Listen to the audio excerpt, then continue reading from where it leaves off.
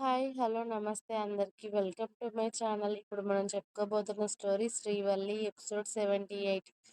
వల్లి ధీరజ్ ప్రేమను వదిలేసి అమెరికా వెళ్ళిపోయింది. కనీసం మరి కవిత గారు ఏమైంది అని అడిగితే కూడా మళ్ళీ చెప్పలేదు. వల్లిని అమెరికా పంపించేసి సాయంత్రం ధీరజ్ వాళ్ళ ఇంటికి చేరుకున్నారు అరవింద్ గారు, కవిత గారు. కరెక్ట్‌గా అదే టైంకి ధీరజ్ కూడా ఆఫీస్ నుండి ఇంటికి వచ్చి హలో మావయ్య, హలో అత్తయ్య, లోపలికి రండి అని వాళ్ళని ఇంట్లోకి పిలిచి, వల్లి ఎక్కడుందమ్మా? అత్తయ్య, మావయ్య వచ్చారు అని అన్నాడు ధీరజ్. నీ పెళ్ళాం ఇంకా ఎక్కడింట్లో ఉందిరా? నిన్ను వదిలేసి అత్తారిల్లు వదిలేసి మగరాయుడులాగా వెళ్ళిపోయింది కదా పుట్టింటికి. కూడా వెళ్ళకుండా ఇంకా ఎక్కడికి వెళ్ళిందంట నీ పెళ్ళాం అని అంది ఇంద్రాణి హాల్లోనే కూర్చొని. వల్లి ఇంట్లో లేకపోవడం ఏంటమ్మమ్మ? అన్నాడు అయోమయంగా ధీరజ్. అవును. ఏదో పిల్లల్ని చూడకుండా చిన్న దెబ్బ తగిలినందుకు ఒక మాట అన్నావు నీ పెళ్ళాన్ని. అంతే ఇల్లు వదిలిపెట్టి పోయింది. ఎవరైనా మన ఇంటా వంట ఉందా కోడలు ఇల్లు వదిలిపెట్టి వెళ్ళిపోవడం? పైగా ఎవరో పెద్ద చిన్న తేడా లేకుండా ఎలా పడితే అలా మాట్లాడుతుంది. కనీసం పెద్దలకి గౌరవం ఇవ్వాలని కూడా తెలియదు నీ పెళ్ళానికి. అసలు ఆడపిల్ల ఇల్లు దాటి కాలు బయట పెడతారా?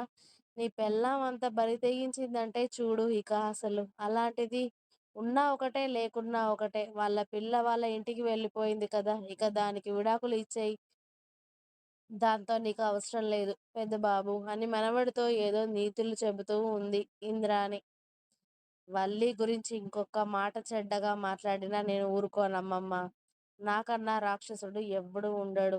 అసలు వల్లి గురించి నువ్వెవరు మాట్లాడడానికి? అసలేం జరిగిందమ్మా? వల్లి ఇంట్లో లేకపోవడం ఏంటి? అత్తయ్య, మావయ్య వల్లి అక్కడికి రాలేదా? అని అడిగాడు ధీరజ్. వల్లి అక్కడికి రావడం అయ్యింది. ఇండియా వదిలి వెళ్ళిపోవడం కూడా అయింది ధీరజ్.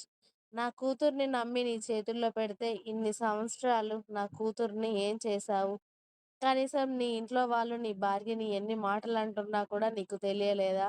లేకపోతే నా కూతురు మీ ఇంట్లో వాళ్ళతో మాటలు పడడానికి నిన్ను పెళ్లి చేసుకుందా? హా! తన ఇష్టాన్ని నేను గౌరవించి నీకు పెళ్లి చేసింది ఎందుకు?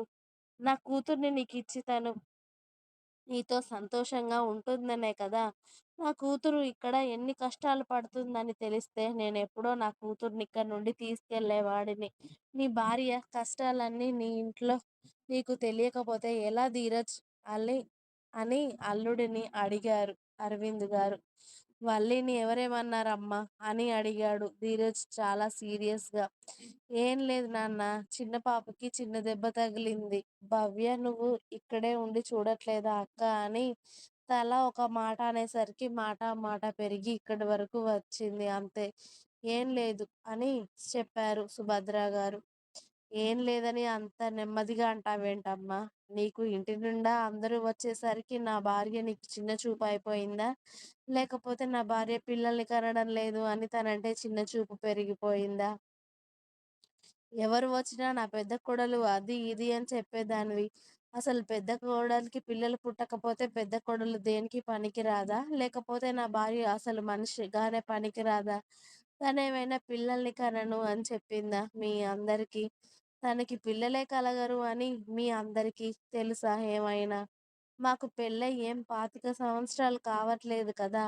వాళ్ళందరికీ త్వరగా అయ్యాయి. మాకు లేట్‌గా అవుతుందేమో!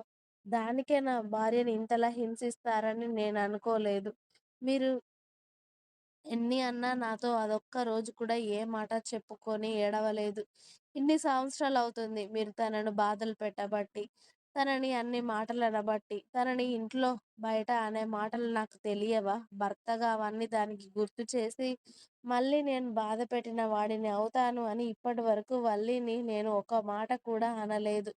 అవన్నీ ఓర్పుగా తనలోనే దాచేసుకుంది తప్పితే నన్నిలా అంటున్నారని ఏనాడు నా దగ్గర నోరు తెరిచి అది ఒక్క మాట కూడా చెప్పలేదు అమ్మా.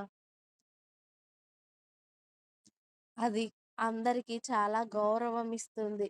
కానీ నా భార్యకి ఇంట్లో గౌరవం లేదని ఇప్పుడే అర్థమైంది.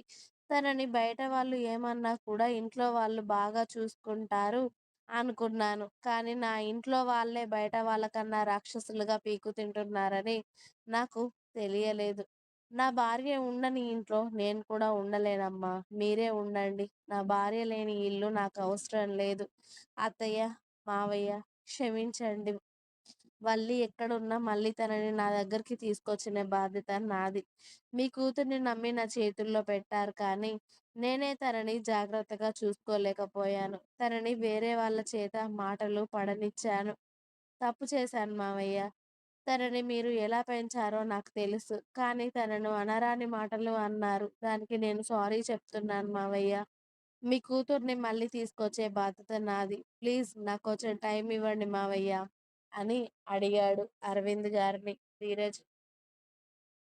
నిజంగా మీ వాళ్ళు చాలా మర్యాదస్తులు, గౌరవం ఉన్నవాళ్ళు, చాలా మంచి వాళ్ళనుకున్నాను. కానీ ఇలాంటి వాళ్ళని తెలిస్తే చచ్చినా నా కూతుర్ని ఈ ఇంట్లో ఉండనిచ్చేవాడిని కాదు ధీరజ్. పెళ్ళైన మరుక్షణమే మీతో వేరే కాపురం పెట్టించేవాడిని అని అనిల్ సుభద్ర గారిని కోపంగా చూసి అరవింద్ కవిత గారు అక్కడ నుండి వెళ్ళిపోయారు. ధీరజ్ కూడా ఇంకొక్క నిమిషం అక్కడ ఉండకుండా నైట్ ఫ్లైట్‌కే అమెరికా బయలుదేరి వెళ్ళిపోయాడు.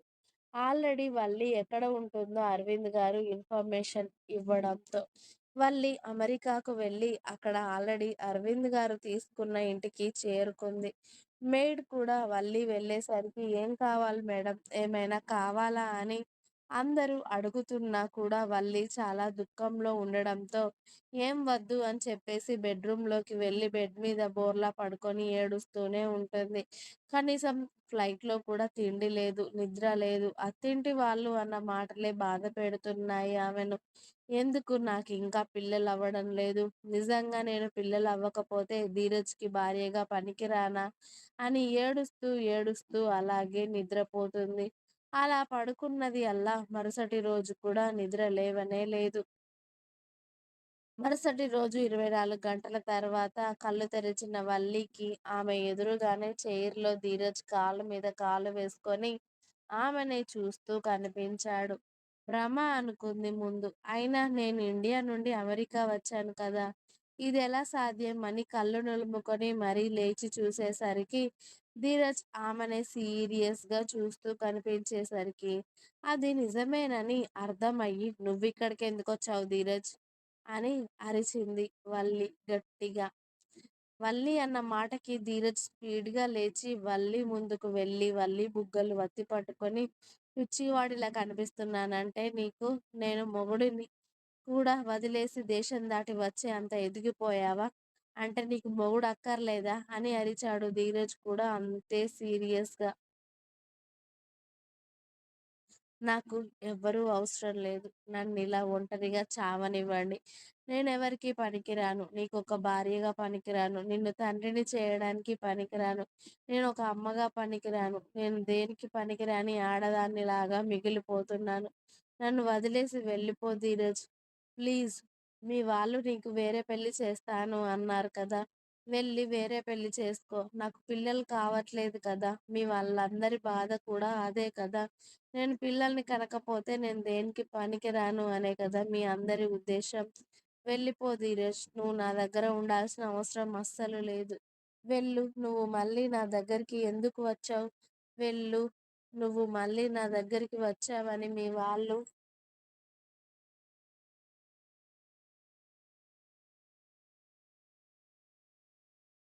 ఇక్కడికి వచ్చి కూడా నిన్నిక్కడి నుండి తీసుకెళ్ళిపోతారు. నాకవసరం లేదు ధీరజ్ అని ధీరజ్ గుండెల మీద కొడుతూ వల్లి వెక్కి వెక్కి ఏడుస్తూ అతడిని హత్తుకొని నాకవసరం లేదు.